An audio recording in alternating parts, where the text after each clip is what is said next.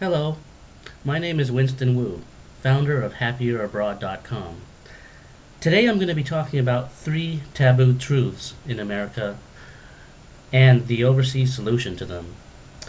Now, they're taboo because even though they're true, you aren't supposed to be talking about them. They're very politically incorrect, and there's a negative stigma in doing so. And so they're not usually talked about, at least not publicly. But they do affect a lot of people's lives, and so for that reason, I think they should be exposed and brought attention to, and that's what we're going to do right here. Um, and then I'll be talking about why the overseas solution so far is the best and most reliable and consistent remedy to these taboo truths that work for any average decent person. So let's begin.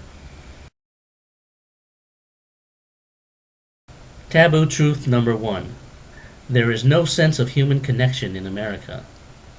Now, this is something very obvious that you can see in public. Um, you can go to any public setting or scene in the U.S. or Canada and see that people are basically isolated in bubbles. There's a psychological wall around people. It's not so much physical as psychological. There's a segregation of people into these bubbles, and that makes it really hard to meet people because there's an isolation mentality, and between strangers there's like this ice wall, and that's why when you're meeting someone for the first time or trying to chat up a stranger in America, there's a term called breaking the ice with a stranger because um, it assumes that there's an ice wall between strangers, which means that there's basically a barrier between people, and that makes it really hard to meet people because there's no sense of natural connection or inclusiveness um, by default between people. And so that makes it difficult as well as unnatural to meet people, and that's why most people in America don't feel very confident and comfortable about meeting people because they're conditioned to feel that it's an awkward thing, and so when they feel awkward about meeting people, then other people feel awkward about meeting them, and then it snowballs into a very antisocial, isolationist society, and that's what the U.S. and Canada basically is. And some say the UK is like that too, but I haven't been there yet, so I can't comment.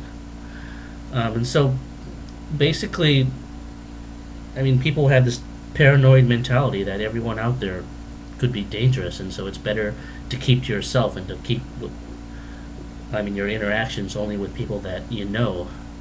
Um, Essentially, in America, every man is an island, and most people don't know their neighbors even, which is very uncommon in the rest of the world.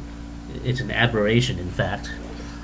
And when you're alone in a crowded place, even if there's a lot of people around you or a packed stadium or whatever, you basically feel all alone because there's no sense of connection at all between you and other people. And that's very obvious in America, and it's not really about me or how attractive I am or who I am, really, because even as a third person, even if you were an invisible ghost or something, you can still see this as a third person because, I mean, that's just how people are. They're like that to each other, not just to me. I mean, basically, in America, strangers don't talk to each other unless it's business related. So that means most of the time when you go out in America, if you're alone, then you stay alone because you don't just go out and meet people. I mean, the movies make it look that way, make it look that easy, but in real life, it's not that way. In real life, people mind their own business, and they expect you to mind their own business too. That's reality. What you see in the movies about Americans being so sociable and chatty and meeting people here and there, left and right, I mean, that's really fiction. I mean, in reality, people mind their own business and don't talk to you unless there's a business reason or you're asking directions or whatever.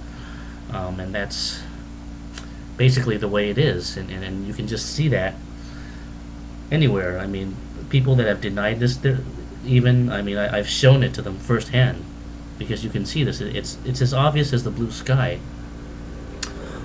Yet, because it's taboo to talk about this, some people deny it and will try to contradict it just because it's taboo to talk about it, even though it's obvious and you can just see it everywhere. And that's really awkward because, I mean, something as obvious as the blue sky, I mean, should be, I mean, you should be allowed to identify it or acknowledge it without there being some negative stigma toward it. But in this case, it's like you're programmed not to see this reality that Americans are antisocial and paranoid of each other and isolationists.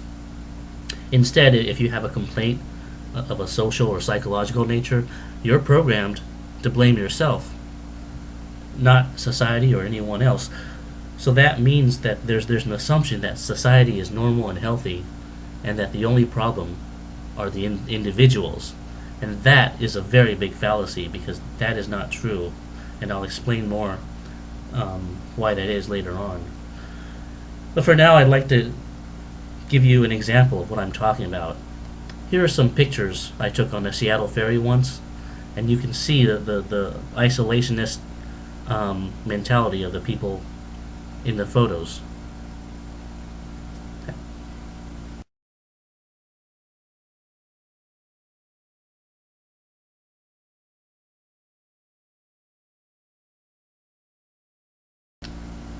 Now, contrast that with these photos I took on a ferry in Riga, Latvia, located in Eastern Europe. Note the difference.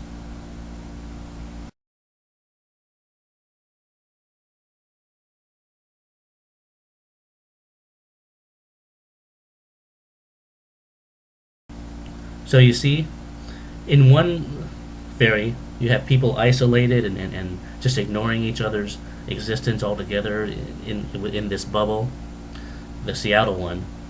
And in the other, you have in the Eastern Europe ferry, you can see that people are dancing and mingling and they're having a little mini disco on the ferry and they're just interacting because interacting in most countries is natural. It flows. It's normal. People um, there isn't so much of an ice barrier. People open up and socialize with people even if they don't know you, like they already know you. So that's the way it is naturally in most of the world. Um, and groups are more inclusive in other countries too, whereas in America they're much more closed. When most people go out in America, they tend to only socialize within the group that they're with or with the friend that they're with. They they limit their interactions within that group. Um, so basically, the average person does not have that many opportunities to meet people in America. I mean, obviously, and people are kind of superficial, like, and difficult to connect with. When they greet each other, there's usually a fake plastic smile, and a hi, how are you, and then you got to answer, oh, I'm fine, I'm great, how about yourself, and there's a fake superficial greeting between people that just gets them by, but it's not really. I mean, there's no sense of human connection in such a greeting. There's no real bonding. It's just a artificial smile and greeting. Um,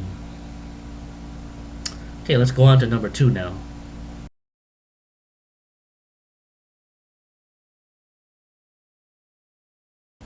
Taboo truth number two. Dating and relationships for men in America are a total nightmare. Now, this is an even bigger taboo than number one because in America there's this unspoken, unofficial rule where any time you compare men and women, you always have to put the women on top or put them in a better light somehow. And you see this in the movies and in comedians, like when a man and a woman are playing a game in the movies, they always have to show the woman making the winning move, because it's just one of those unspoken rules. So, but we're not here to be politically correct We're here to tell the truth. So we're going to have to break this taboo. So sorry if that offends anyone out there. But seriously, the dating scene in America is a complete nightmare. I mean, trying to get dates in America for single guys is like the most unnatural thing you can imagine. Totally. Um, First of all, the women are very unapproachable. They're defensive, paranoid. They think they're too good for men. And they have this inner psychological resistance toward relationships with men. And it's like they don't even need them, and they push them away psychologically. And the whole male female dynamic is just totally out of whack. Um, and the females in America nowadays are not even sweet or feminine. They don't look feminine. They don't act feminine. They don't giggle or blush when you compliment them like females do in most of the world. Um, and they also have this princessy, off-chart sense of entitlement too. Um, so it's just really there's just so many factors going against the single man in America, and practically every single male in America who has gone abroad and dated abroad has reported much better experiences overseas than in the U.S. Um, in general, men in America don't even feel wanted or needed, and niceness doesn't even count. Um, if you're nice to someone, they either take it for granted or it's used against them, especially in the dating scene. Because if you're too nice to a female, she thinks, I mean, she uses that against you. She sees that as being needy or desperate or something, and that's really dysfunctional because, in my book, um, if you're faulted for being too nice, then you're in a really dysfunctional society. Um, Anyways, regardless of whether what I'm saying is sexist or misnogamist or misnogamist or chauvinistic, of course, that has nothing to do with any of these things. But regardless of what you think about what I'm saying, the truth is the truth, and a lot of guys, including me, know from firsthand experience that the dating scene is better overseas, and and another thing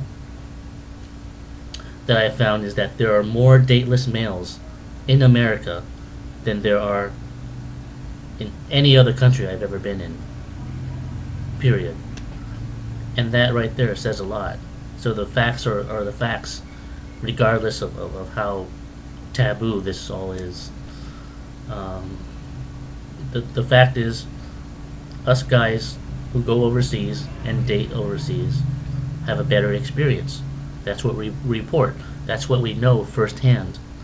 And it doesn't matter if the feminists call us names for saying this or put labels on us like chauvinist or misogynist or sexist. That doesn't change the truth. So there you have it.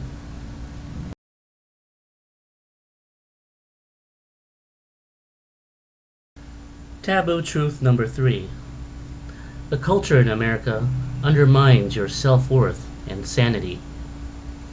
In other words, the American culture and environment are not good for your mental health, your psychological wholeness, balance, or self-esteem.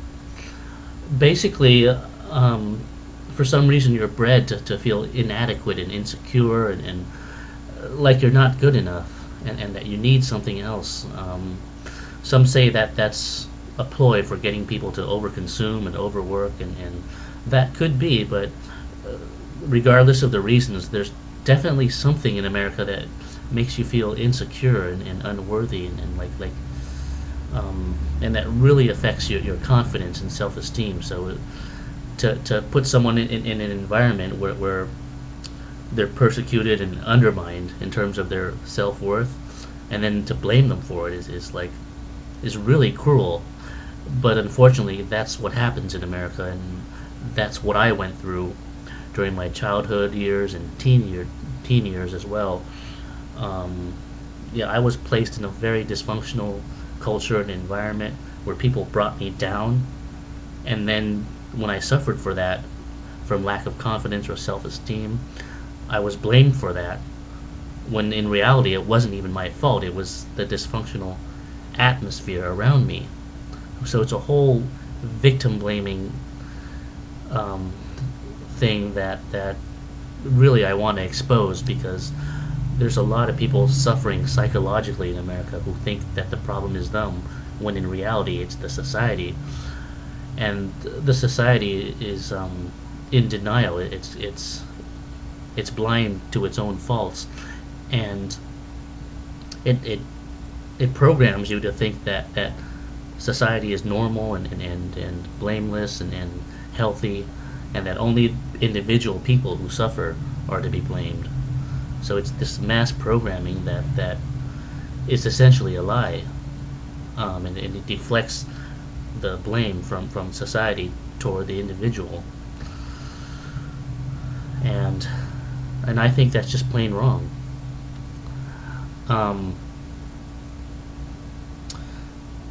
and of course, and the culture is also really fake and artificial, and you feel like you can't be yourself, and you always have to maintain this facade that everything's great, otherwise there's something wrong with you.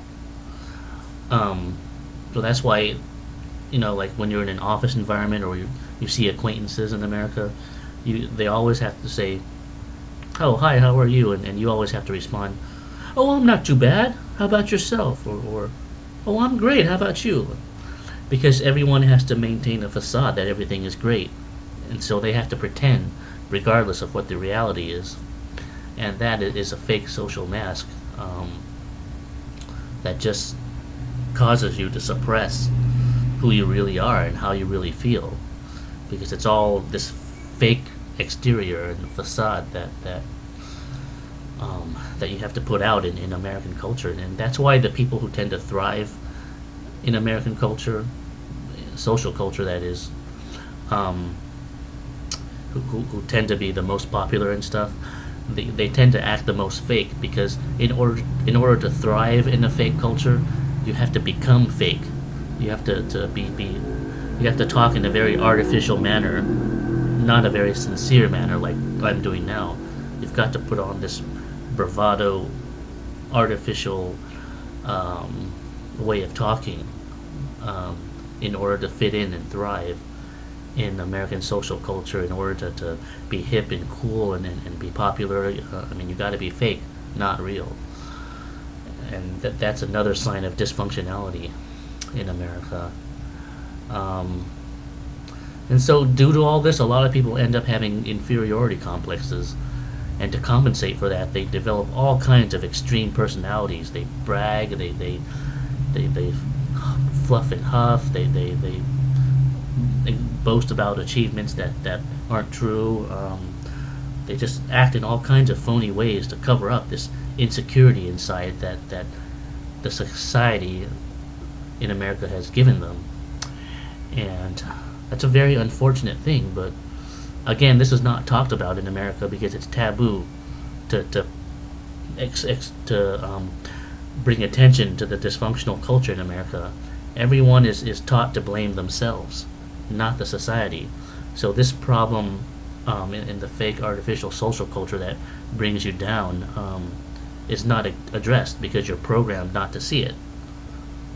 And again, that's wrong. That's a lie. I mean, the culture is definitely dysfunctional, and you see that everywhere. It's in the vibes. Everyone knows so many dysfunctional people, especially if you live in California or along the coast, because that's where people are the most materialistic in America. And that's where the rat race is strongest. Um, and all of this fragments who you are, your psychological wholeness and balance.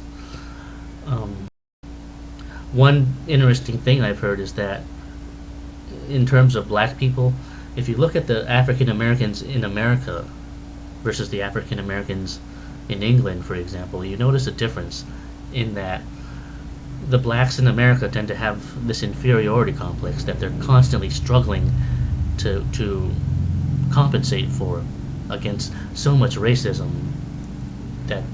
that they experience their whole lives, which is not their fault, of course. It's the U.S. racist culture. Um, but if you look at the blacks in England, you'll notice that they're very well adjusted.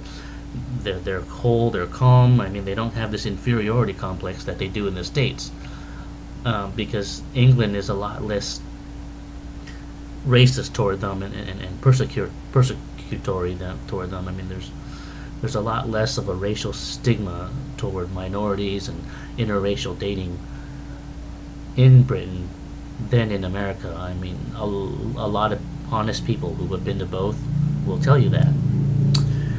And so that's another interesting comparison example that you rarely hear about because, again, all of this is taboo. It's real, but you aren't supposed to talk about it or see it. And and it's amazing that I'm like one of the few people out there that will talk about it because it's just so obvious to me, like the blue sky. Yet everyone has this zombie conditioning where they don't see it. It's almost like the Twilight Zone or something.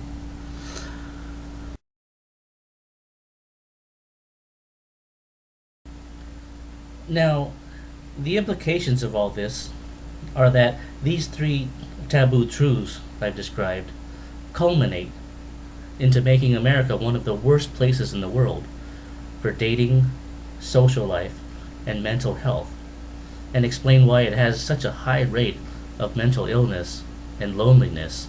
And if you look up the statistics, you'll see that the US does have the highest rates of mental illness and loneliness in the industrialized world, and possibly the world, I think, as well. Um, and given these three taboo truths that I just described, I mean, it's not surprising. But the problem is that, I mean, they're basically unacknowledged because society turns a blind eye to it, like we mentioned.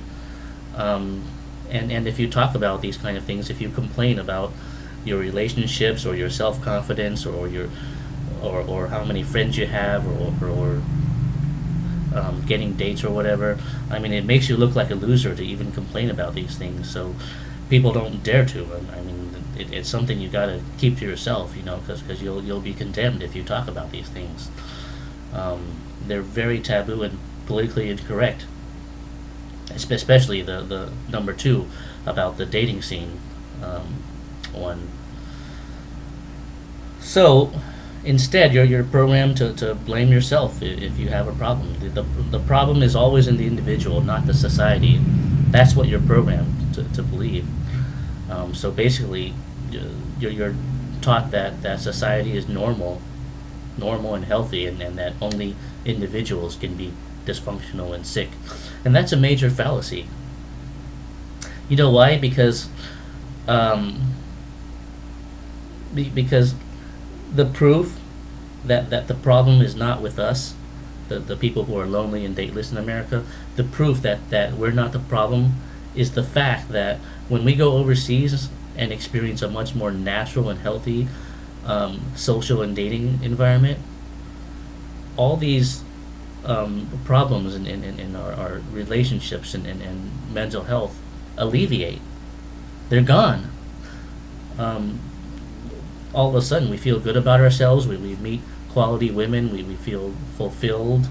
Um, I mean, everything just feels much more harmonious and natural, and it's so much easier to meet people.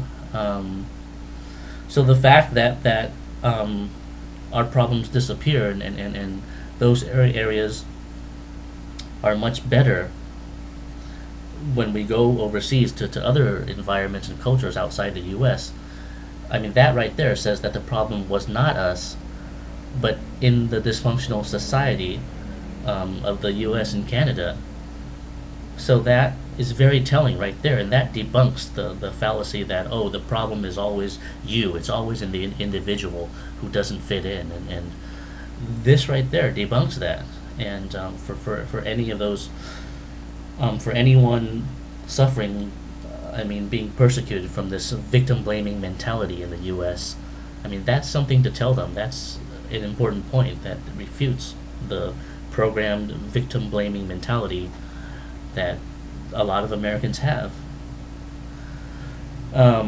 So basically, what that means is that the good news about all this, about all these taboo truths, is that in most overseas countries out there, these three dysfunctional conditions are the opposite. They're reversed. And let me go over some of that to try to summarize. Number one, there's a natural sense of social connectedness in most countries. This means that you feel a natural connection with other people. You don't feel segregated into some bubble, some artificial bubble. You feel like there's a sense of togetherness, and meeting people is a lot more natural, and it happens with the flow. You don't. Unless they're really shy, you don't have to depend on introductions. You can meet people in public places, just normal everyday public places.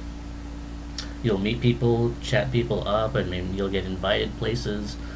The social atmosphere is just so much more inclusive compared to the U.S. and Canada.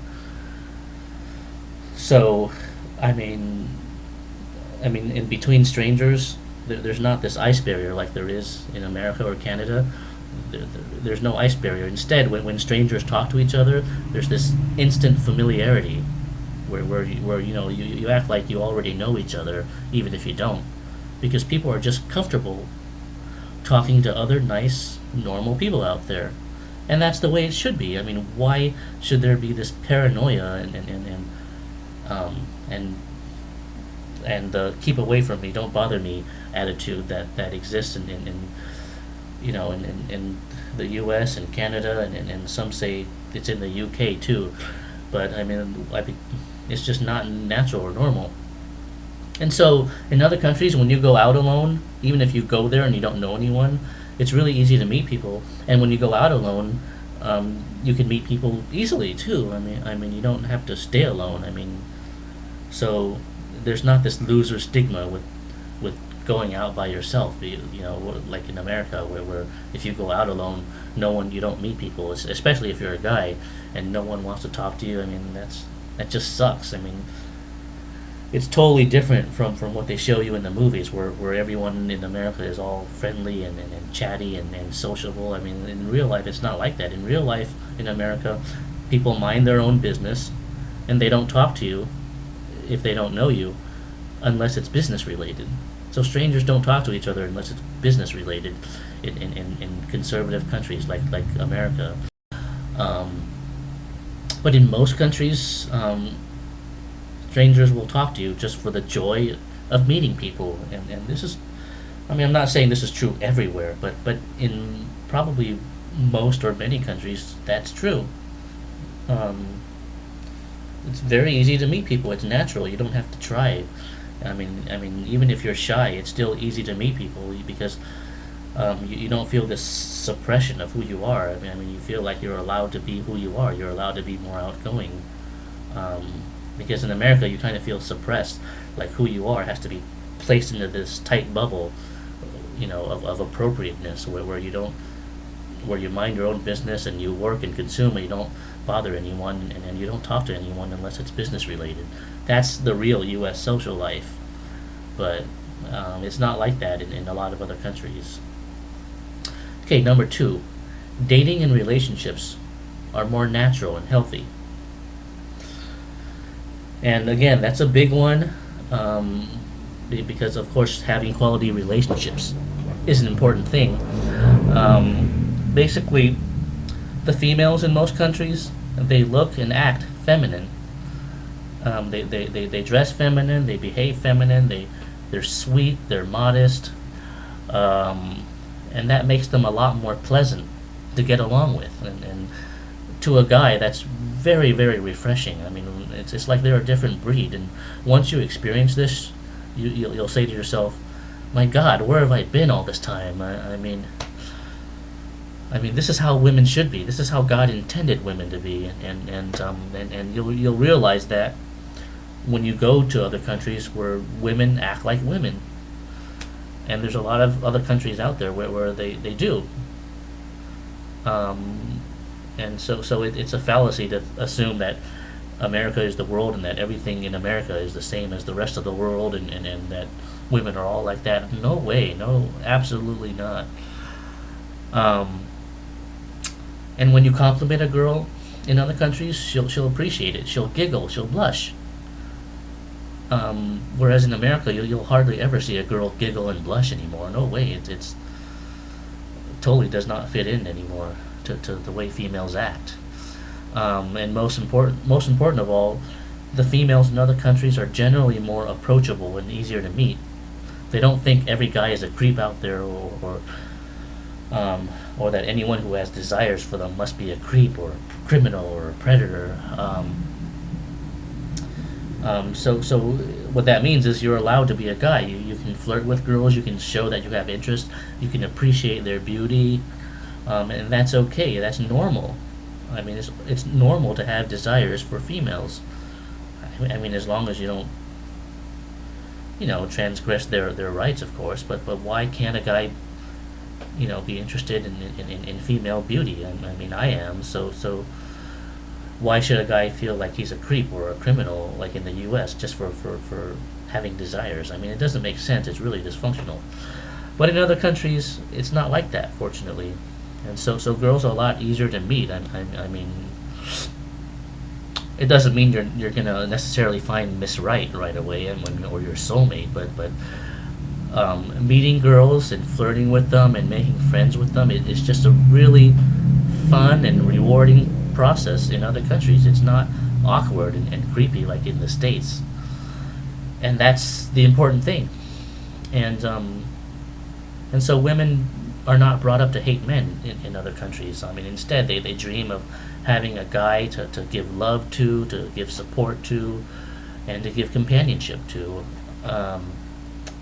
And that's exactly what they give you if they really like you. If they love you, they'll give you love, support, and companionship. Um, and that's what a man needs. So the male-female dynamic is much more natural and harmonious, and much more in line, and much more fulfilling as well. And to a man, what that means is that you feel a lot more valued, more appreciated, more wanted, and needed. And that does wonders for your self-esteem, because, I mean, every guy, needs to feel that they're wanted and appreciated, and needed. Because what guy wants to wake up every day knowing that he's not needed? I mean, it's awful. So it's nice to be needed and wanted for a change. Um, and so, and not only that, but when you're nice to a female, I mean, it actually counts. I mean, niceness counts in other countries. It's rewarded. And I'm not talking about the business world where it's competitive and dog eats dog world. I'm talking about relationships between men and women and the male-female dynamic. I mean, niceness counts in that setting in most countries. It's rewarded, and that's how it should be. And that fact alone tells you that it's natural, because niceness should be naturally rewarded and reciprocated with niceness in return. And niceness is a good, being nice is a good character. It's a good characteristic trait. I mean, but if you're in a dysfunctional society like the U.S., the niceness is used against you. You can be told you're too nice and have it used against you, and women will use that to say, "Oh, you're some desperate creep, and you're weak and needy." And niceness is not about being weak and needy. It's just about wanting to be a good person to other people, and that's fine. That's okay. Only in a dysfunctional society like the U.S. would that be used against someone, and used to bring someone down. I mean, that's just so dysfunctionally messed up. I mean, That's a key telling point right there. That niceness is not a good thing in the U.S. It's used against you. It's you're told you're weak and needy and desperate if you're nice, and it shouldn't be that way. So that's another sign of dysfunction. Number three, you feel accepted, whole, and good about yourself. And what that means is that I mean, for your mental health, there's a much more balanced feeling of yourself and of your wholeness, because there's a natural sense of oneness between you and your environment and with other people around you. There's and you feel that within yourself too, a sense of wholeness and oneness, like you're allowed to be who you are, and so the real you can come out and flourish, because it's not suppressed into this it's not suppressed into this shy shell that you feel in the U.S. Again, even if you're shy, I mean, you'll naturally feel outgoing in most other countries, because it's easy to be outgoing in other countries, because you're allowed to be who you are, and you feel accepted. There's a feeling of acceptance, like you can be who you are. You don't have to conform to this really fake artificial standard for how you're supposed to be, which and then if you don't, then you feel insecure, and all of that leads to inferiority complexes, of course. But overseas, you don't have to be that way, so there's no need to develop any inferiority complexes. You feel normal and complete. And here's one example. What people who've been to the U.S. and to England will tell you is that they notice a difference in the black people there. In the U.S., black people tend to have this inferiority complex where they're constantly offended easily. They're trying to they get overly defensive if they interpret you being racist toward them, and so they develop a defensive personality to compensate for their inferiority complex due to all the racism they experience in the U.S., which is not their fault, of course. I mean, the U.S. is a very socially racist country, and also racially segregated as well. But if you go to England, you'll notice that the black people don't have this inferiority complex. They seem a lot more healthy and well-adjusted and whole, and that's because in England there's not so much racism and prejudice against them. They're treated like normal human beings, and so as a result, they integrate a lot better into society. They're not defensive or and they don't get offended so easily, because in England, there's a lot less racism. There's I mean, even in interracial dating, there's a lot less of a negative stigma toward that. I mean, people are much more open about dating other races in England, and it's not criticized or condemned like it is in the U.S. So you'll notice, that difference right there between the black people in the U.S. and the black people in Britain, and that's one example of how in other countries you can you feel much more natural and good about yourself, so and well adjusted, and that is really a key ingredient in good mental health. Feeling good about yourself, feeling whole and one and natural, and feeling accepted for who you are. I mean, that is crucial to mental health, and so that's why I say mental health is better overseas than it is in the U.S. because of factors such as that. So, given all this, I mean, the ultimate question you have to ask yourself is, which of these two social environments that I've described would you be happier in? I mean, the dysfunctional U.S. environment that I described, or the social environment that most countries have. I mean, which one would you be happier in? That's something you got to ask yourself eventually. And you should feel lucky that you found this this video and know about my website now, because most Americans never hear about these comparisons and these taboo truths, um, because they're denied and taboo. So most people never hear about it, and they don't hear about it from their friends. They definitely don't hear about it on the media, and usually when they're browsing the internet, they don't run into this website, because there are very few websites out there that talk about this, and mine is one of the few. And so most people don't hear about it. So if you should consider yourself lucky to be one of the few that know about this. But this is all just something for you to consider. I mean, it may not apply to your life. I mean, if you're happy in the U.S. and you don't care about relationships or mental health, and then all you care about is your career and your money in the U.S., I mean, it doesn't apply to everyone. I mean, nothing applies to everyone. I mean, there's no lifestyle that or culture that applies to everyone, that where everyone fits in.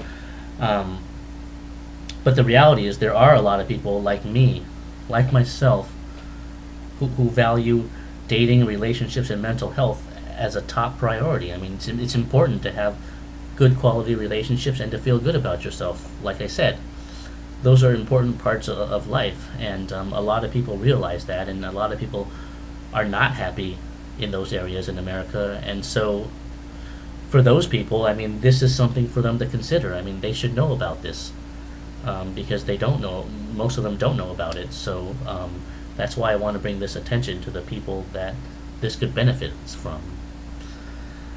So it's definitely something, to consider, and for at least for you to know about, at least. And that's why I'm here, and that's why my website Happier Abroad is here, to disseminate these life-changing truths to those in need, which may be you. And the reason I'm so passionate about this and started this movement and website is because I know from firsthand experience that once you go abroad and experience all this, your life is changed forever, guaranteed. It's like you're reborn again, and that's what motivates me. That's what drives me to say all this and to work on my website, which has a lot of content on there about this. If this applies to you, if you're interested, if it means something to you, then I invite you to come to my website at happierabroad.com. You'll find the link to it in the description box on the right-hand side of this video. Come join our online community or the forum and ask any questions you want. I participate there too, so you can ask me questions and other people too, and you can contact me through there too, or just come and ask a question and share your comments or views, whatever.